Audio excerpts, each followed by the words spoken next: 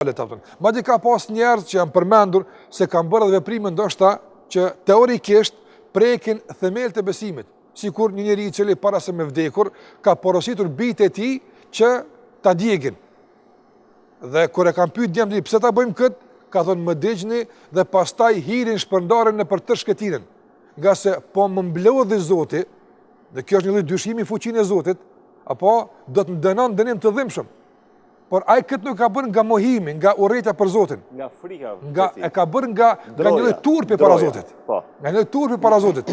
Dhe kur Zoti e ka pyetur pse e ke bërë këtë, ka thënë Zoti nga frika ndaj teje dhe nga turpi për ty. Dhe kjo ka qenë shkaktare që Zoti t'ia falë atij. Andaj këto histori janë të rëndësishme, këto përvoja janë shumë të rëndësishme që të komunikohet me këtë kategori të njerëzve. Nga se zakonisht njerëzit sot kanë, domethënë, pengesat kryesore që nuk kthehen te Zoti, mund të jenë të përkufizuara në dy. E para, kompleksi çfarë do thonë njerëzit për të kaluarën që e ka bërë, dhe kjo absolutisht do të thotë është e paqëndrueshme dhe pa bazë, dhe e dyta, ku të kthejmë tash pas tërë aso që e kam bërë. Unë them se dashuria ndaj Zotit ndihmon te kalimin e të dyjave. Njeriu kur e don dikën, atëre shkrihen komplekset, largohen ngarkesat, largohen problemet, nga se dashuria është hyn që të bën ato që ndoshta në gjendje normale nuk do ta bënte kurrë.